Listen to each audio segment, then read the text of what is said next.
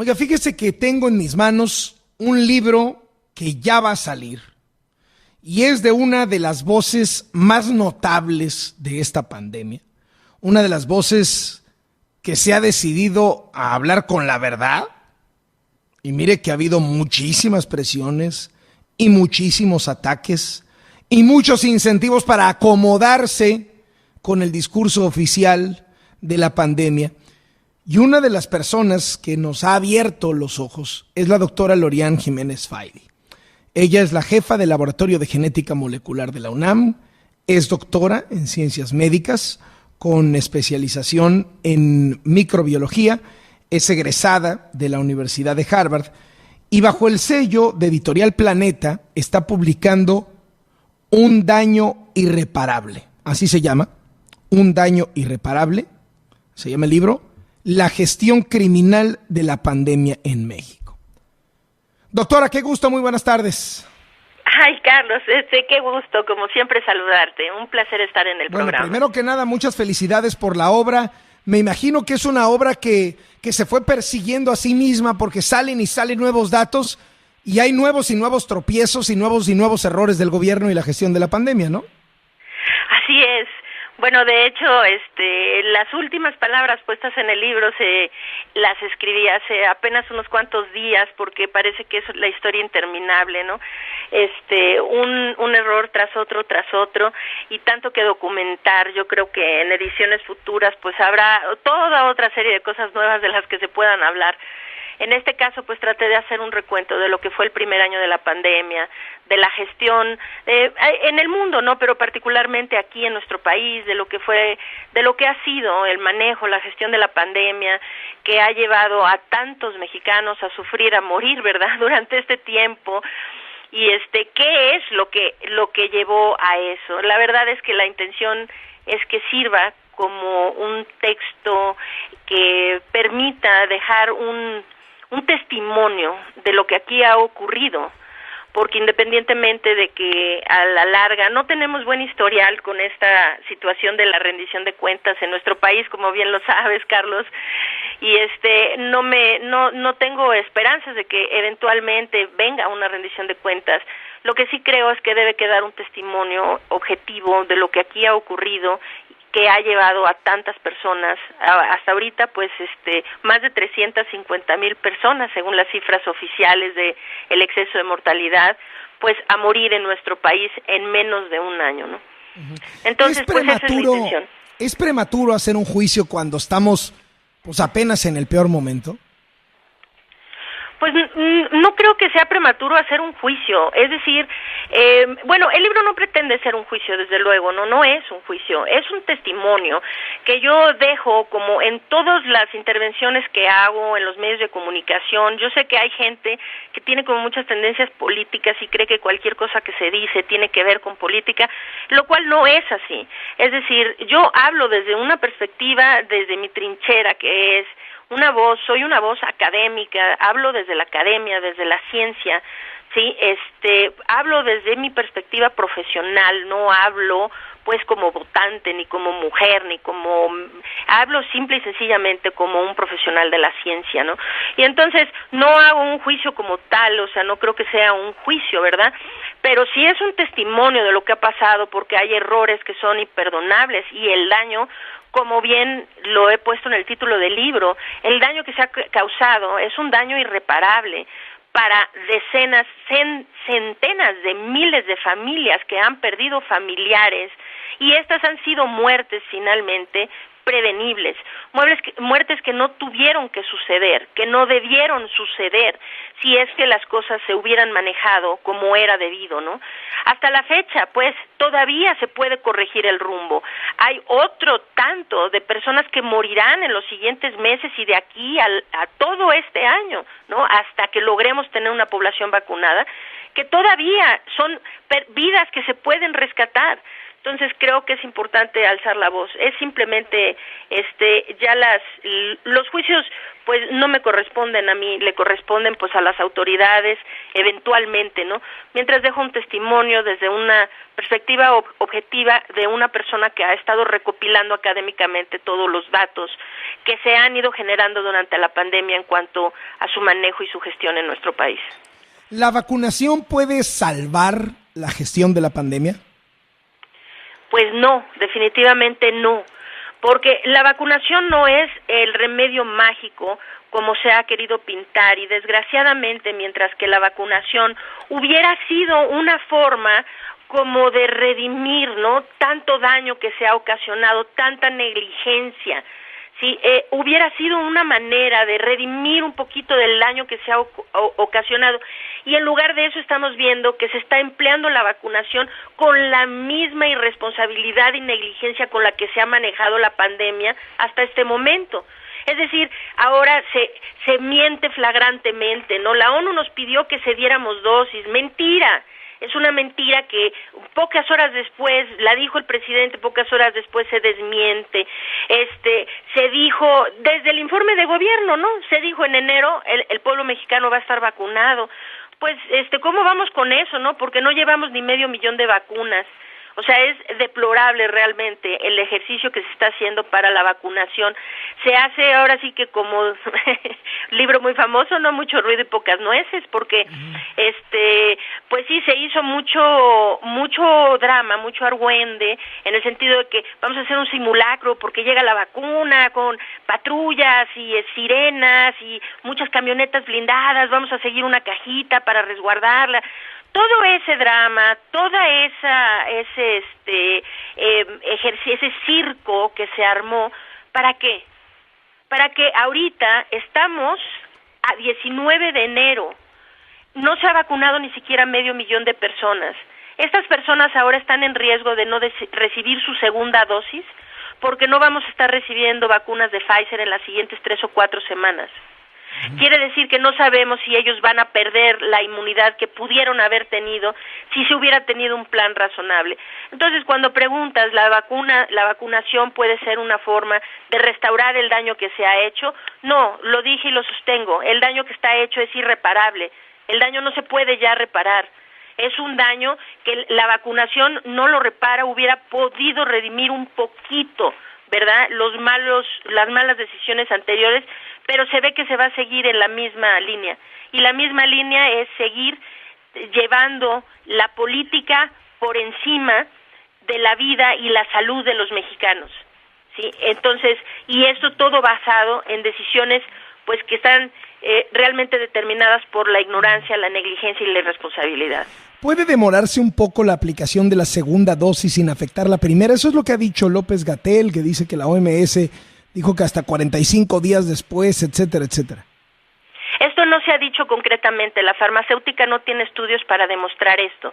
Entonces, si López-Gatell lo dice, esto es algo que se saca de la manga, como se sacaron de la manga que la ONU nos pidió donar dosis, ¿no? O como que domamos la pandemia, ¿no? En abril se dijo eso, ¿no? Domamos la pandemia. Sí. Fíjense qué bien la hemos domado, ¿no? Casi un año después seguimos aquí viendo a 1,000 mexicanos morir al día, ¿no? No se sabe. Podría ser, pero se está poniendo en riesgo la efectividad que hubieran podido tener, la protección inmunológica que hubieran podido tener. El estudio es entre 21 y 28 días. Entre 21 y 28 días después de la primera dosis, las personas que reciben la vacuna de Pfizer deben recibir la segunda. Ahora, pues, ¿qué pasa si en lugar de entre 21 y 28 días la reciben a los 30 o 35, 40, 45, 60 días más tarde? No lo sabemos, la farmacéutica misma no lo sabe, porque estos estudios no se han realizado. Entonces, pues bueno, de hecho, pues cuando se tienen indicaciones de cómo hacer las cosas hay que hacerlo así, ¿no? Pero desde el principio, es decir, cuando empezaron a llegar las vacunas de Pfizer, hubo gente como yo, que yo alcé la voz, si van a llegar 400,000 dosis, apliquen 200,000 y guarden las otras para aplicarle la segunda a esos, ¿no? Porque es mejor tener 200,000 personas bien protegidas que tener a 400,000 sin la segunda dosis y entonces terminan no teniendo protección, ¿no? Entonces, con las cosas tan inseguras como están en términos de la vacunación en nuestro país, no sabemos cuántas dosis van a llegar, de qué vacunas, cuáles se van a aplicar a qué poblaciones, en qué porcentaje, es decir, no hay especificidad, no hay una logística bien solucionada, explícita, que nos permita planear hacia adelante. Entonces, ante todos estos inciertos, pues realmente lo responsable hubiera sido guardar la mitad de las dosis para que por lo menos los que sí se vacunaron con la primera tuvieran garantizada su segunda, ¿no? No se hizo así, entonces ahora están condenados a esperar entre 3 y 4 semanas a que Pfizer vuelva a abrir su planta y nos siga mandando dosis. Entonces, pues sí, es extraordinariamente lamentable esto. ¿Es factible alcanzar la meta que ha puesto sobre la mesa López Obrador de vacunar a 14 millones de personas antes de que termine marzo? No lo veo factible, no lo veo factible de ninguna manera, porque ellos están pensando introducir la vacuna rusa, la Sputnik V, ¿no? La Sputnik V o Sputnik 5. Nada más que aquí, cuidado, ¿no? No sé si al señor presidente no le han hecho saber que esa vacuna no ha publicado los resultados de su fase 3. Es decir, lo que la farmacéutica López Gatell diga... fue a Argentina y dijo que ya la vio y que jala. Ah, pues qué bueno. Sí, también la farmacéutica dice que jala muy bien. Nada más que así, en la ética científica y médica existen normas bien establecidas, consensuadas internacionalmente. Es decir, no se puede aplicar un medicamento sobre el cual no se han publicado en la totalidad sus resultados de fase 3. Esta es una vacuna que la farmacéutica tiene 2 párrafos publicados en su página de internet diciendo que su vacuna es muy buena, bonita y barata, ¿no? Que funciona muy bien, que tiene el 94% de efectividad, que no tiene efectos secundarios. Pues la farmacéutica y allá en Argentina y el doctor Hugo López Gatell pueden decir misa, pero aquí tenemos los estudios para poder corroborar que eso que están diciendo es cierto o no. Se necesita que la farmacéutica publique su estudio de fase 3 en su totalidad, con toda la metodología para que esto pueda pasar por un escrutinio y podamos decir, sí, es verdad, es un estudio serio. Esto lo hizo Moderna, lo hizo Pfizer, lo ha hecho AstraZeneca, ahora está a punto de hacerlo Johnson & Johnson. O sea, esa es la forma como se hace, ¿no? No porque sea de Rusia se le puede exentar, ¿no?, de esto que no es un detalle, ¿no? El detalle de que nos muestre los resultados de la fase 3 para que sepamos que eso que se le pretende aplicar a millones de mexicanos no solo es un medicamento seguro, sino también efectivo. Y ahorita, pues López-Gatell y la farmacéutica esta rusa, pues pueden decir misa, pero ¿dónde está el estudio? Porque el estudio no lo han dado a conocer. Esto es lo mismo que está pasando con la China, la de CanSino Bio. Entonces, cuando dicen que tantos millones de mexicanos van a estar vacunados para marzo, y enseguida nos dicen que la encargada del plan de vacunación acaba de renunciar, después nos enteramos que que Pfizer va a dejar de mandarnos dosis hasta dentro de 3 o 4 semanas, pues no se ve cómo esas matemáticas pueden cuadrar. Uh-huh. Entonces yo no pienso que esto sea factible. Es decir, para vacunar al 70% de la población mexicana en un año, necesitamos estar vacunando a 1.79 millones de personas a la semana. Ahorita México no lleva ni medio millón y es 19 de enero. Así que va para largo. ¿Cómo podría el gobierno enderezar el barco? Es decir, ¿qué podría hacer ahorita para mejorar la situación? Pues primero tener planes serios, ¿no? Parece que vamos de una improvisación a otra. Lo que el gobierno necesita hacer, 1, es hablar con la verdad, ¿no? 2, informar adecuadamente y basar sus decisiones en la ciencia, no en su conveniencia. Entonces, lo primero que se necesita hacer es no distraer la atención, porque eso es lo que se está tratando de hacer. Ahora las conferencias de prensa sobre COVID prácticamente dicen, pues sí, hoy se murieron 1,000 personas y hay otros 25,000 infectados, y a ver, hablemos de vacunas, a otra cosa, ¿no? Se está tratando de desviar la atención hacia las vacunas, haciendo creer a la población que esto es una solución rápida, inmediata, para detener la pandemia, cuando no es así. Y en México, en nuestro país, cada día la situación de contagios y de muertes es más grave. Entonces, ¿qué necesita para corregir? Uno, concentrarse en lo que debió concentrarse siempre desde el principio, que era detener la propagación de los contagios. Aquí la vacuna no va a exentar al gobierno de tener que hacer más pruebas, de rastrear contactos, de aislar a los casos positivos, es decir, de hacer su trabajo para cortar las cadenas de transmisión. Primero tiene que hacer eso para corregir el rumbo. En la Ciudad de México tenemos los hospitales en una ocupación por arriba del 90%, el ritmo de contagios es aceleradísimo, de defunciones lo mismo, y no se ve que esto pueda mejorar. Va a mejorar si se detienen los contagios. Entonces, uno, el gobierno tiene que enfocarse en detener los contagios, ese es lo primero. Y segundo, pues sí tiene que acelerar lo más posible la vacunación, pero con estrategias serias, no estas como demagógicas, proselitistas que está llevando, ¿no? Sino, es decir, una estrategia seria en donde se vacune, no lo que suene más bonito, sino lo que sea más efectivo. Dijeron, vamos a vacunar primero a la población de adultos mayores, porque esto suena bonito, ¿no? Pero a ver, aquí en México los adultos mayores no es la población que más se está infectando y muriendo. En México es la población entre 35 y 60 años de edad, la población más vulnerable, que son quienes registran el exceso de mortalidad más grande, el mayor número de infecciones y de muertes en general. Entonces, pues se tiene que hacer un plan en donde se priorice a esas poblaciones que son las que están infectando y muriendo más en el país, hacer esto a un ritmo muy acelerado de vacunación, para lograr, de cualquier manera, la vacunación no logrará contener la pandemia en menos de un año. Y mientras eso ocurre, lo que el gobierno necesita hacer es concentrarse en los contagios. Ese López Obrador que empezó diciendo, esta pandemia no es peligrosa, esto es menor que la influenza, no se preocupen ni usen cubrebocas, no le vamos a hacer como Calderón, etcétera, etcétera. Al estar diciendo ahorita ya vamos de salida, ya vienen las vacunas, etcétera, ¿se está equivocando de nuevo? ¿Está minimizando de nuevo el peligro? Sí, esto que están haciendo ahorita con la vacuna es lo mismo, el mismo tipo de error que cometieron cuando dijeron domamos la pandemia. Cuando dijeron domamos la pandemia, o cuántos picos nos cantaron. El tantos de abril viene el pico, en el tantos de mayo viene el pico nunca llegó, ya se dieron cuenta. O sea, el pico hasta ahorita no lo hemos visto, seguimos ahí buscando el pico.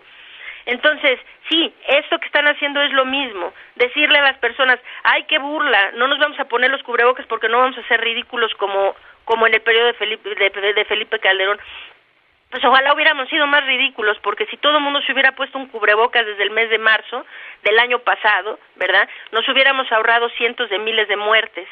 Entonces, esto que están haciendo ahora de querer que la gente crea, uy, qué bonito, ya llegaron las vacunas, ya, cualquier día me van a vacunar. Es que, oiga, no es así, no cualquier día. A usted le puede tocar vacuna tal vez el verano del 2022 al ritmo que vamos. Y mientras la gente se sigue muriendo, mientras se le hace creer que no. Ahorita? ¿Qué es lo que piensa que está pasando ahorita en términos de la pandemia? Porque pues, han salido buenos para echarle la culpa a la gente, etcétera, ¿no? Pero ¿cómo ve? ¿Estamos en el peor momento ahorita? Estamos en un momento muy crítico y esto se está viendo a nivel mundial. Este momento muy crítico sin duda tiene mucho que ver la introducción de ciertas mutaciones del virus que ahora están embebidas dentro de nuestras comunidades. Es decir, ya se han reportado varias mutaciones del virus, son variantes del mismo virus SARS-CoV-2 que causa COVID-19. Hasta ahora ninguna se le ha descrito como más virulenta, es decir, más agresiva en la enfermedad que causa, pero sí se les ha descrito como más contagiosas. Porque son más contagiosas, hay una que proviene de, primero, hace 2 semanas solo hablábamos de tres cepas diferentes, de 3 variantes diferentes. Una que viene del Reino Unido, otra que se describió en Japón, pero que proviene de Brasil, y una, desde luego, que proviene de Sudáfrica. Se tenían 3. En el transcurso de una semana o semana y media, ahora ya se han descrito, ya hay 6 descritas diferentes, quiere decir que este virus está mutando a ritmos muy acelerados. Y la razón por la que está mutando a ritmos muy acelerados es porque hemos fallado. Como humanidad hemos fallado, y lo digo claramente. Hemos fallado porque hemos desplazado del orden de nuestras prioridades a la salud y a la vida de los seres humanos por estar hablando de otras cosas irrelevantes que ponemos arriba, ¿no? La prioridad de no hacer ver mal a un político, las prioridades malentendidas económicas que nunca tendrían que haberse hecho a un lado. O sea, la pandemia y la economía siempre fueron de la mano, ¿no? Pero volverlo esta dicotomía falsa entre la economía y la pandemia, todas estas falsedades desplazaron en el orden de prioridades a la salud y a la vida de las personas. Y henos aquí, le permitimos al virus mutar. Y la razón es que todos los virus mutan, pero mutan en la medida que tienen huéspedes en donde reproducirse. Aquí, por no concentrarnos en detener los contagios, le hemos puesto en charola, en bandeja no de plata, de oro, al virus un número interminable de huéspedes en donde reproducirse. Entonces empieza a adquirir mutaciones y a evolucionar a un ritmo muy acelerado. Ahora estas nuevas mutaciones tienen la capacidad de ser más contagiosas. Aquí en México, desafortunadamente, como muchos de los errores que se han cometido, aquí no se hace la búsqueda de estas mutaciones. Por eso no sabemos más que de aquel pobre hombre en Tamaulipas que se murió unos días después, ¿verdad? Que se le describió que llevaba esta cepa del Reino Unido. Sin duda aquí en México, como en otras partes, si se ve, estas cepas mutantes o estas cepas variantes, pues, están ya embebidas en Reino Unido, particularmente en Inglaterra y en Irlanda del Norte, están tomando precedencia sobre el resto de las cepas del virus SARS-CoV-2. Quiere decir que se han vuelto predominantes. En Sudáfrica esta cepa más contagiosa también se ha vuelto predominante. Esto quiere decir que ahora tenemos, si dejamos que siga mutando. ¿Y por qué sigue mutando? Porque no detenemos los contagios. Volvemos al punto cero. El punto siempre tuvo que ser cuidar los contagios, evitar los contagios. Entonces, estamos en un punto muy crítico en donde ahora la Ciudad de México está encerrada, supuestamente estamos en semáforo rojo, pero no hay desaceleración en los contagios. Ya no hay efecto del encierro. ¿Por qué? Pues posiblemente es que ya tenemos aquí embebida alguna de estas cepas más contagiosas, ¿verdad? Y lo mismo que en Reino Unido y que en Irlanda del Norte, en donde sus curvas de contagio son literalmente en vertical, están ascendiendo en vertical, en línea vertical.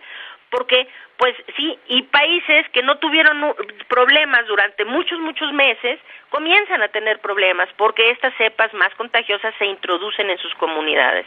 Entonces, pues sí, estamos en un punto realmente muy crítico en donde si no nos enfocamos primordialmente en la contención de los contagios, estamos arriesgando no solamente que se sigan disparando los enfermos y las muertes, sino que eventualmente se introduzca una cepa que mute, que no solo sea más contagiosa, sino que ahora nos incapacite, nos inhabilite las vacunas, es decir, que ahora se vuelva, la mutación le permita al virus evadir el efecto de las vacunas, por ejemplo, o que se vuelva más agresivo el virus.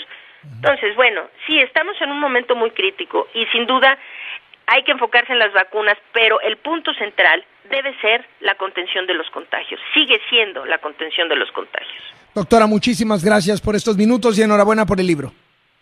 Muchas gracias, al contrario, Carlos. Un abrazo muy grande. Igualmente, que le vaya muy bien la doctora Lorian Jiménez Faibi, quien está presentando Un daño irreparable, su libro sobre la pandemia bajo el sello de Editorial Planeta, 1.57.